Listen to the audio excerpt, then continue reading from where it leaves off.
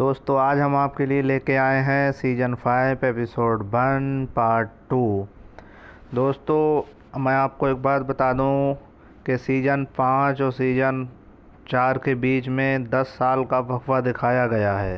ठीक है दोस्तों।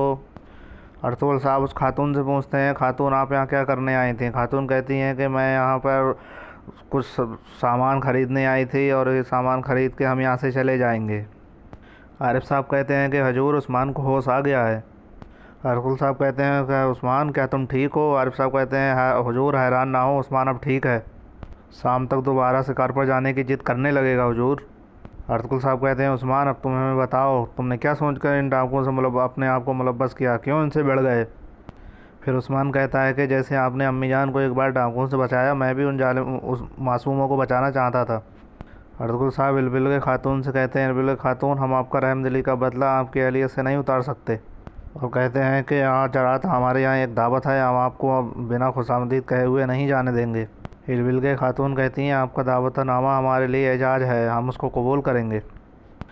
अर्तुगरुल साहब उस्मान से कहते हैं ऐसी सूरत हाल से कभी तुम दो चार हुए, सबसे पहले अपनी हिफाजत करो, फिर कबीले को इत्तला करो। उस्मान कहता है जैसे आपका हुक्म बाबा।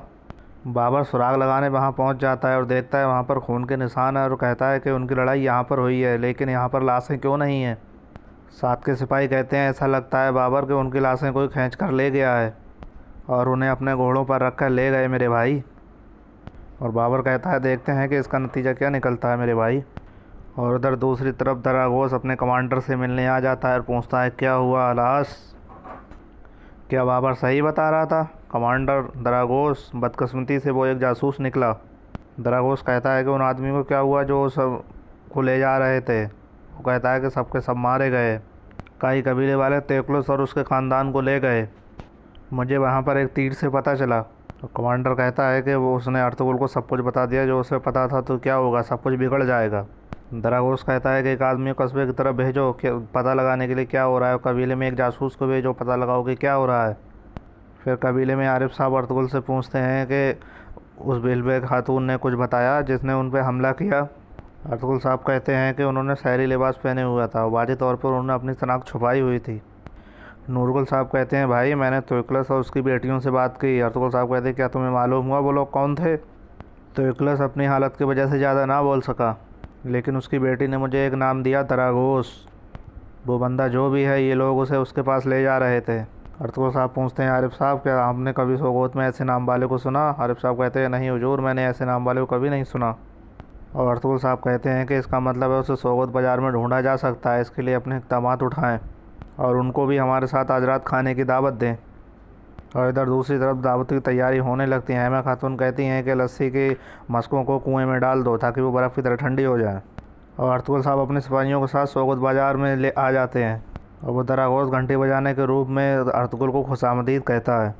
और नूरगुल कहता है जंगोस जब तुम घंटी बजाते हो तुम्हारे घंटे की आवाज़ हमारे कबीले तक सुनाई जाती है। और जंगोज कहता है कि ये सब अर्तुगरुल साहब की करम नवाजी है नूरगुल साहब, अगर वो घंटी ना लगाते तो हमारे गिरजाघर की कौन ख्याल करता हुजूर। और वो कहता है कि हुजूर मैंने उस्मान का सुना, उस्मान अब कैसा है? आरिफ साहब कहते हैं उस्मान और वो ख़ानदान बिल्कुल ठीक है, और वो लानत मलामत करने लगता है, दरअसल वो जासूसी कर रहा था। फिर बाज़ार का निगरान आ जाता है और वो कहता है हुजूर मैंने पता लगा लिया था कि सूद देने वाले कौन हैं, बाज़ार से 3 ताजिर हैं जो सूद देते हैं। और इधर इलबिल के खातून बाज़ार में आके अपनी ख़रीद फ़रोख्त करने लगती हैं और वहाँ पर ताजिर ईमानदारी के साथ उन्हें सौदा बेचते हैं। और दूसरी तरफ अर्तुगरुल साहब उन ताजिरों को पकड़ लेते हैं और उनको मारने लगते हैं। और वो ताजिर कहते हैं हुजूर हमने उन सबको कर्ज दिया जिसको ज़रूरत थी, हमने किसी से ज़ोर ज़बरदस्ती नहीं की हुजूर। लेकिन अर्तुगरुल साहब कहते हैं कि तुम्हारी हिम्मत कैसे हुई सूद का कारोबार यहाँ करने की? फिर उनमें से एक ताजिर कहता है कि इसके तार तुम्हारे खेमे तक जुड़े हुए हैं। अर्तुगरुल को गुस्सा आ जाता है और कहता है बताओ, सच बताओ। तो वो उन अर्तुगरुल के बेटे गुंदूस का नाम लेते हैं, कहते हैं ये रकम हमें गुंदूस ने दी थी। दरअसल ये सब प्लान दरागोस का था ताकि अर्तुगरुल साहब की साख ख़राब हो जाए और वो सबकी नज़र में बेइज्जत हो जाए। और गुंदूस का नाम सुन के सारे बाज़ार वाले लोग बातें करने लगते हैं। और अर्तुगरुल साहब आरिफ साहब और नूरगुल को लेके अपने खेमे आ जाते हैं, कबीले आ जाते हैं और गुंदूस से कहते हैं कि तुम नहीं जानते वो जिसके साथ तुमने कारोबार किया वो सूदखोर थे। गुंदूस कैसा है कि बाबा मैंने उन्हें वो सोना दिया जो मेरे पास था, मैं तिजारत करना चाहता था। लेकिन मैं ये नहीं जानता था वो लोग सूदखोर थे। अर्तुगरुल साहब कहते हैं कि तुमने अपना सोना उन ताजरों को दे दिया, उनने और ज़्यादा सोना कमाने के लिए वो गरीबों को सूद पर दे दिया। तुम नहीं जानते कि सूद जायज़ क्या है और कमाई हराम कौन सी है। गुंदूस कहता है कि बाबा मैं नहीं जानता था ये लोग सूदखोर थे, और अर्तुगरुल उसको एक थप्पड़ लगा देता है और कहता है कि तुम कैसे नहीं जानते कि कौन सी कमाई हलाल है और कौन सी कमाई हराम है। और अर्तुगरुल को एक धक्का लगता है कि मेरा ही बेटा ऐसा काम कर गया। नूरगुल अर्तुगरुल साहब को समझाने की कोशिश करते हैं कि भाई गुंदूस अभी छोटा है, बिना जाने ही इसमें मुलव्वस हो गया कि वो लोग सूदखोर हैं। बाबर कहता है कि भाई वो शेर की तरह दिलेर है, वाकई वो मुलव्वस हो गया, लेकिन गुंदूस एक अच्छा सिपाही है। अर्तुगरुल कहता है कि मेरे बेटे दुश्मनों की चालों से सीखते सीखते बड़े हुए हैं। सावजी और उस्मान भी जानता है कि कभी पीछे नहीं हटता। तो ये कैसे हो सकता है कि मेरा बेटा जो गुंदूस जो सिपाही है ये बात कैसे नहीं जानता।